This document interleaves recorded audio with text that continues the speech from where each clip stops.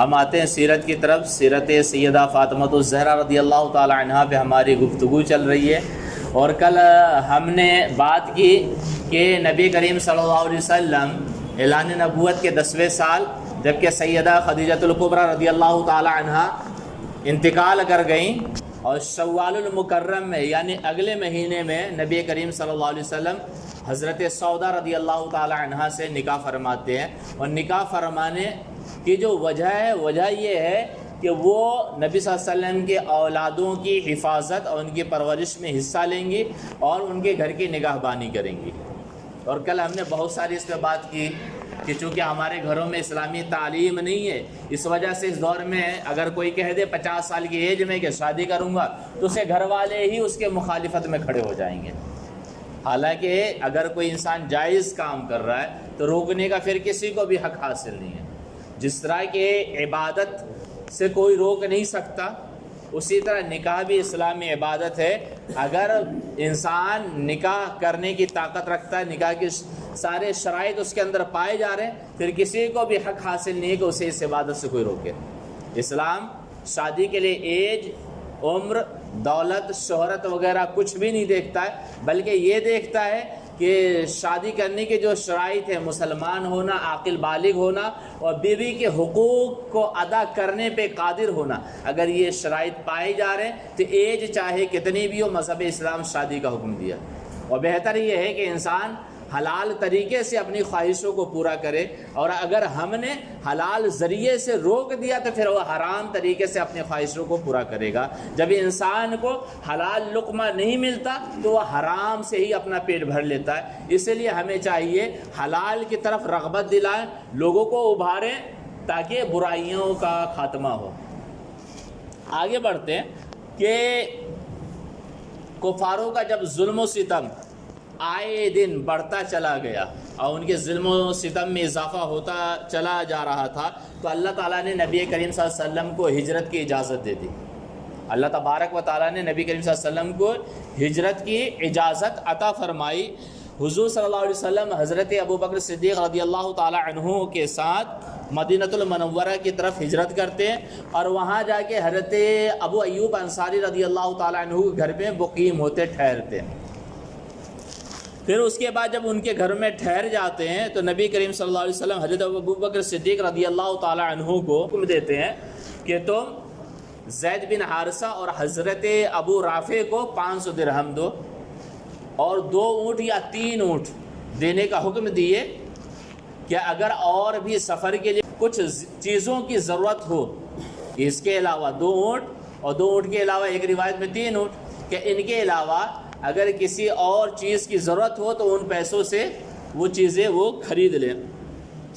حضرت ابوبکر صدیق رضی اللہ تعالیٰ عنہ نبی صلی اللہ علیہ وسلم کے حکم پر عمل کرتے ہیں، اور عمل کرتے ہوئے 500 درہم دیتے، 2 یا 3 اونٹ دیتے، اور ساتھ میں عبداللہ بن اریقط کو بھیجتے ہیں، اریقط کو بھیجتے ہیں تاکہ وہ رہنمائی کریں کیسے کیسے لے کر آنا ہے۔ اور یہ قافلہ جاتا ہے، اور جانے کے بعد یہ لوگ جاتے ہیں، اور جانے کے بعد حضرت فاطمۃ الزہرا رضی اللہ تعالی عنہ، حضرت ام کلثوم رضی اللہ تعالی عنہ، اور ام المؤمنین حضرت سودا رضی اللہ تعالی عنہ کو اپنے ساتھ لے کر یہ لوگ مدینۃ المنورہ آ جاتے ہیں۔ آپ کو ایک بات بتاؤں کہ جب حضرت خدیجۃ الکبریٰ رضی اللہ تعالی عنہ انتقال فرمائی تھی تو اس وقت کیا ہے، حضرت سیدہ زینب اور سیدہ رقیہ رضی اللہ تعالی عنہما، ان دونوں کی شادی ہو چکی تھی سیدہ خدیجۃ الکبریٰ کی زندگی میں ہی، سیدہ خدیجۃ الکبریٰ کی زندگی میں ہی ان کی شادی ہو چکی تھی۔ باقی کون تھی؟ ام کلثوم اور حضرت فاطمۃ الزہرا رضی اللہ تعالی عنہما۔ اب یہ ہے کہ یہ قافلہ جاتا ہے، جانے کے بعد انہیں اور حضرت سودا رضی اللہ تعالی عنہ کو لے کر روانہ ہوتا ہے مدینۃ المنورہ، اور ساتھ میں کیا ہے، حضرت ابوبکر صدیق رضی اللہ تعالی عنہ کی فیملی بھی حضرت عبداللہ کے ہمراہ یہ بھی مدینۃ المنورہ پہنچتی ہے۔ اب سیرت الحلبیہ کے اندر ایک روایت ہے، اور یہ جو پورا بیان کیا وہ بھی سیرت الحلبیہ کے اندر ہے، کہ نبی کریم صلی اللہ علیہ وسلم کی لخت جگر خاتون جنت سیدہ فاطمہ الزہرا رضی اللہ تعالی عنہا اور ام کلثوم رضی اللہ تعالی عنہا یہ مکہ مکرمہ سے جب مدینہ المنورہ کی طرف روانہ ہوئی اور روانہ ہونے کے لیے مدینہ المنورہ جانے کے لیے حضرت عباس ان دونوں بہنوں کو اونٹ پہ سوار کروا دیے، تو دشمن اسلام حویرث بن نقیس یہ آ کر نیزے سے ڈروانے لگا، نیزے سے ڈروانے لگا، جس کی وجہ سے، جس کے صدمے کی وجہ سے یہ مقدس شہزادیاں کیا ہے زمین پر تشریف لے آئیں۔ یہ بات سمجھ میں آ جائے۔ اور جب فتح مکہ ہوا تو حویرث بن نقیس یہ بھاگنے کی فراق میں تھا، لیکن حضرت علی رضی اللہ تعالیٰ عنہ سے پکڑ لیے اور جہنم تک پہنچا دیے۔ اب آگے یہ ہے کہ جب یہ مدینہ المنورہ ان کی آمد ہوئی تو سب لوگ پہلے حارثہ بن نعمان کے گھر میں ٹھہرے۔ یہ سارے لوگ آنے کے بعد یہ قافلہ، جو چھوٹا سا قافلہ مکہ المکرمہ سے روانہ ہو کے مدینہ المنورہ پہنچے، یہ سب کے سب کہاں؟ حارثہ بن نعمان رضی اللہ تعالیٰ عنہ کے گھر پر کیا ہے مقیم ہوئے۔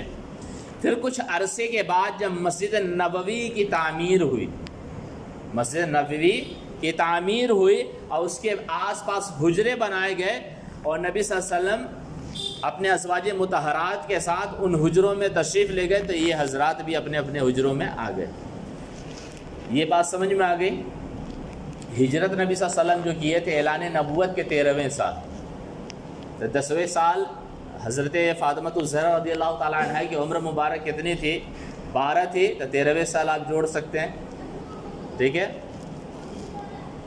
3 سال اور جوڑ دیں، 12 13 14 15 سال، 15 سال کی ایج میں یہ ہجرت کرتی ہیں۔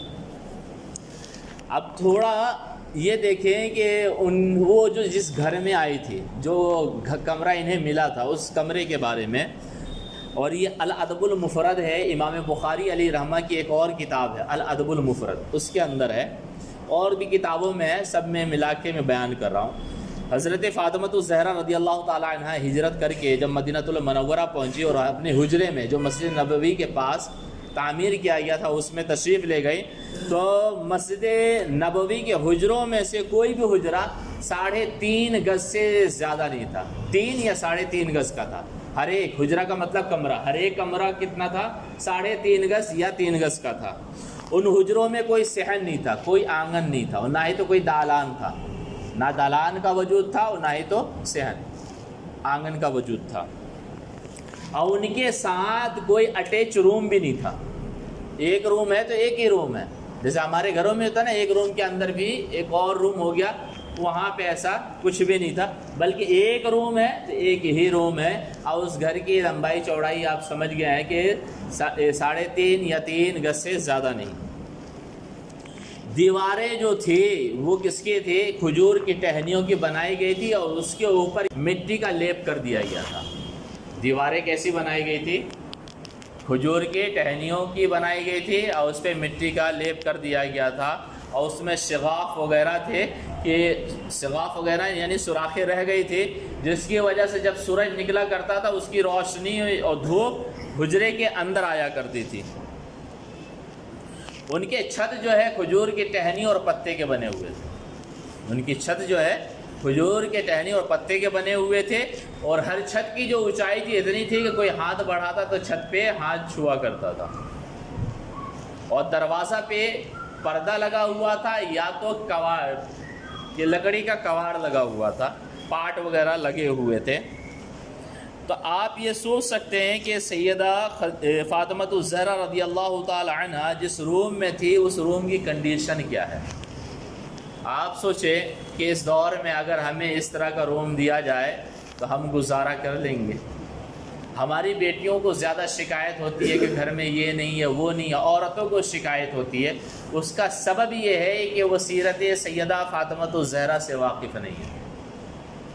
یہ جنتی عورتوں کی سردار ہیں۔ سیدہ فاطمہ الزہرا رضی اللہ تعالی عنہ کسی معمولی شخصیت کا نام نہیں ہے، کسی معمولی عورت کا نام نہیں ہے، بلکہ جنتی عورتوں کی جو سردار ہے اس عورت کا نام سیدہ فاطمہ الزہرا رضی اللہ تعالی عنہ ہے۔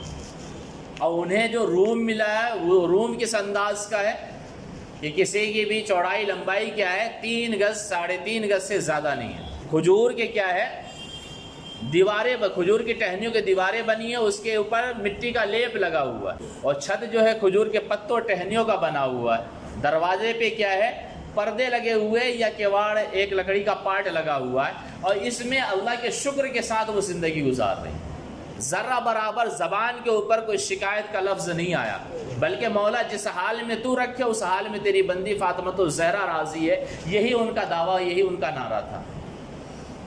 سبب یہ ہے کہ جو رب کو جانتا ہے، رب کی جس کے پاس رب کی معرفت ہے، وہ رب کے تھوڑی عطا میں بھی راضی رہتا ہے، اور جو رب کی معرفت نہیں رکھتا اسے دنیا بھر کے خزانے کیوں نہ مل جائے پھر بھی وہ رب کی ناشکری کرے گا۔ اس لیے ہمیں چاہیے یہ کہ ہم اپنے گھروں کے اندر سیدہ فاطمہ الزہرا کی سیرت کو عام کریں، اپنے بچیوں کو، اپنے ماؤں کو، اپنی بہنوں کو، اپنی بیویوں کو بتائیں کہ سیدہ فاطمہ الزہرا رضی اللہ تعالی عنہ کی ذات کا نام ہے۔ اگر وہ چاہتی تو اللہ تعالیٰ کیا چیز ادا نہیں کرتا۔ ہم تو آج مانگتے تھکتے نہیں ہیں نا، ہم مانگتے تھکتے نہیں کہ مولا یہ بھی دے، یہ بھی دے، وہ بھی دے۔ وہ چاہتی تو سب کچھ ملتا۔ امام حسن رضی اللہ تعالیٰ عنہ فرماتے ہیں کہ میری والدہ کثرت سے عبادت کیا کرتی تھی، رات بھر عبادت کیا کرتی تھی، اور دعائیں مانگا کرتی تھی، اور دعاؤں میں سب سے زیادہ خود کے لیے نہیں اپنے پڑوسیوں کے لیے مانگا کرتی تھی۔ دعا میں بھی کس کے لیے مانگتی تھی؟ غلامان مصطفیٰ صلی اللہ علیہ وسلم کے لیے، اپنے پڑوسیوں کے لیے۔ امام حسن رضی اللہ تعالی عنہ اپنی والدہ محترمہ کی بارگاہ میں عرض کرتے ہیں کہ اے والدہ محترمہ، اپنے لیے بھی کچھ مانگ لیا کریں، جب بھی دیکھتا ہوں آپ دوسروں کے لیے ہی مانگا کرتی ہیں۔ تو سیدہ فاطمہ الزہرا رضی اللہ تعالی عنہ فرماتی ہے کہ سب سے پہلے پڑوسی کا حق ہے، پھر اس کے بعد اپنا ہے۔ تو جو کچھ بھی مانگیں سب سے پہلے اپنے پڑوسیوں کے لیے بھی مانگیں، پھر اس کے بعد آپ اپنے لیے مانگیں۔ لیکن ہمارے زمانے میں یہ ہوتا ہے کہ ہم چاہتے ہیں کہ پڑوسی برباد ہو جائے، ہم ہی آباد ہو جائے، اسی وجہ سے ہم بھی آباد نہیں ہو پاتے اور پڑوسی بھی آباد نہیں ہو پاتا۔ ہماری ہائی کی وجہ سے ہماری نظر ان کے اوپر لگتی ہے، اور ان کا برا چاہنے کی وجہ سے اللہ تعالیٰ ہمیں بھی آباد نہیں فرماتا۔ جس دن ہم اپنے پڑوسیوں کا خیر خواہ ہو گئے اور ان کی بھلائی چاہنے لگے تو اللہ تعالیٰ دنیاوی ترقی بھی عطا فرمائے گا اور آخرت کی کامیابی بھی ہمیں عطا فرما دے گا۔ تو ہمیں چاہیے یہ کہ ہم اپنے اسلاف اہل بیت اطہار کے نقش قدم پر چلے۔ دنیا کے جو جاہل لوگ ہیں ان کا جو طریقہ ہے اس طریقے پہ ہم نہ چلیں۔ ہم بتائیں کہ صبر کس چیز کا نام ہے، شکر کس چیز کا نام ہے۔ یہ ہر ایک چیز کی مالکہ تھی۔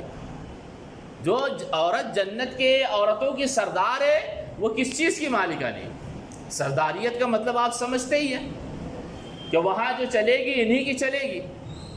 کہ جس گھر پہ ہاتھ رکھ دیتی وہ گھر ان کا ہو جاتا، چاہتی محل تو محل مل جاتا، لیکن نہیں، مولا جتنا تو دیا ہے اتنا ہی پہ تیری بندی راضی ہے، مزید نہیں چاہیے۔ جس حال میں تو رکھے ہو تو خوش رہے، اس حال میں میں بھی راضی ہوں۔ یہ ان کی سوچ و فکر تھی۔